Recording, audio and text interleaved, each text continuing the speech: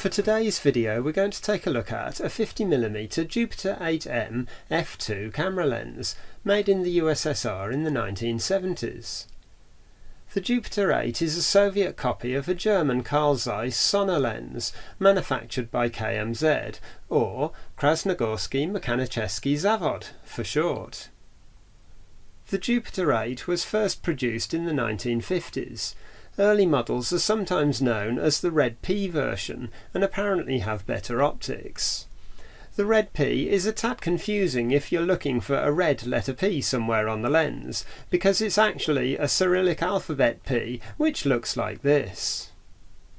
In the 70s the lens changed from silver to black, and a single helicoid focusing mechanism, which meant the front of the lens rotated as you focused. The optics were also meant to be inferior, but I'd be willing to bet that it's still quite a nice lens to use. The lens was produced in L39 screw mount and the Contax Kiev bayonet mount. The L39 version, also referred to as M39 or LTM for Leica Thread Mount, seems to be the most common and can be found on cameras like this Zorki here. Adapters are widely available to fit the L39 lenses to many of the modern mirrorless cameras. On the other hand, it's not so easy to find adapters for the Contax Kiev version. The Contax was a Zeiss camera and the Kiev was a Soviet-produced copy of the Contax. I'd heard many good things about the Jupiter 8, and so I began looking for one at a reasonable price.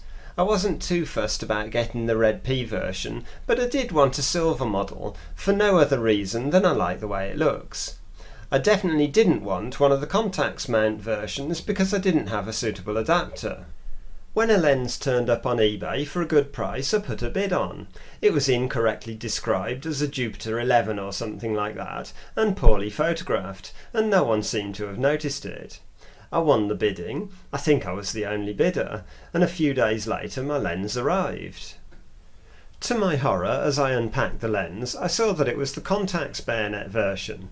The photos didn't show the mount, and I think I'd just assumed I was getting the L39 screw mount.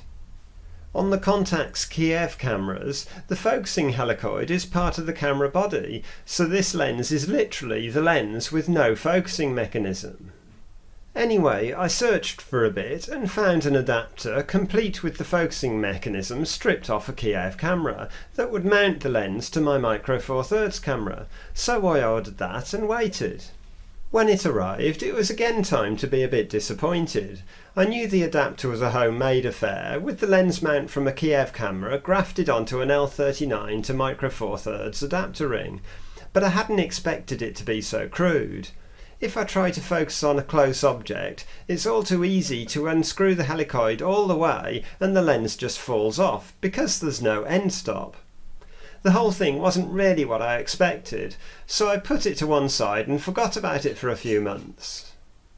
About a month ago I figured I should try the lens again.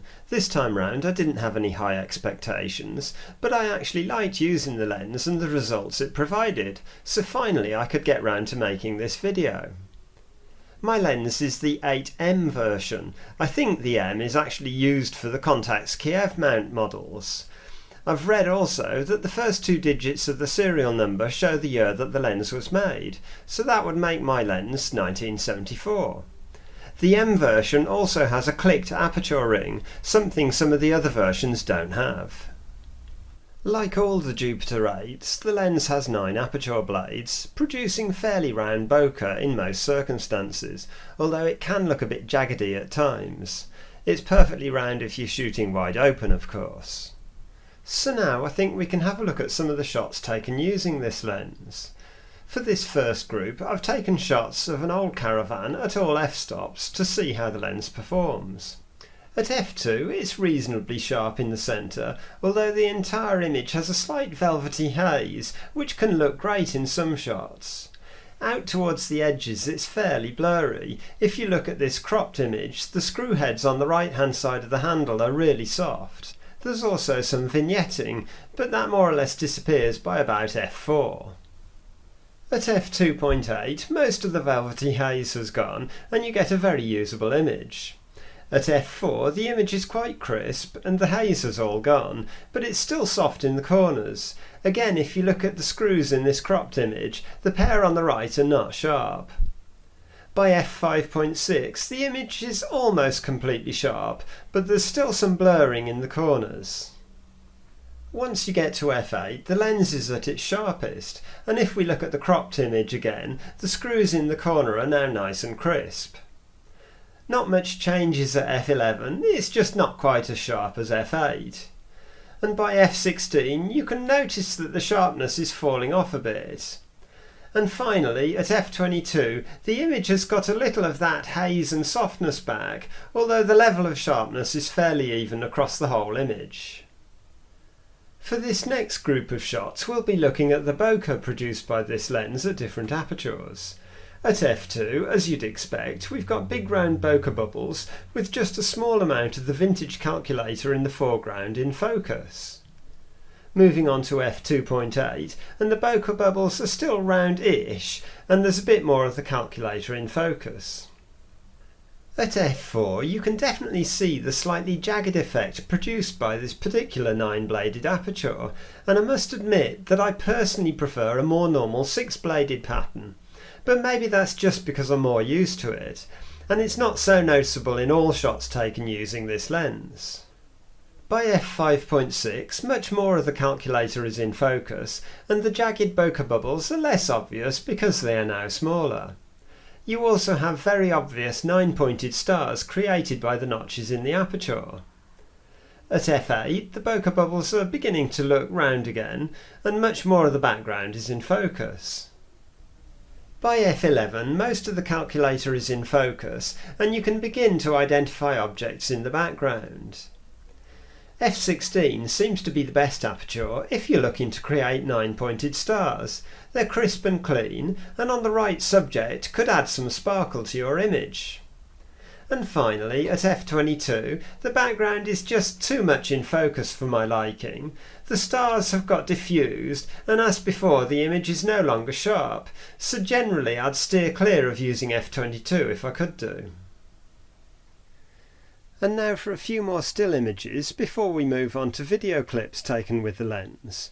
This shot of some autumnal cotoneaster demonstrates how the velvety haze can look good on the right subject. The leaves are sharp, but there's a soft glowing quality to the rest of the image. Similarly with this ivy, there's no harsh transition from the in-focus to out-of-focus areas, the background just melts away. If I crop in a bit, the leaf at the centre is nice and sharp, even though it was shot wide open at f2. I liked the almost abstract look of this shot of a hebe plant, again shot with the lens wide open. And just to show that this lens isn't all about soft focus, here's a landscape shot taken at f8 where the lens is at its sharpest.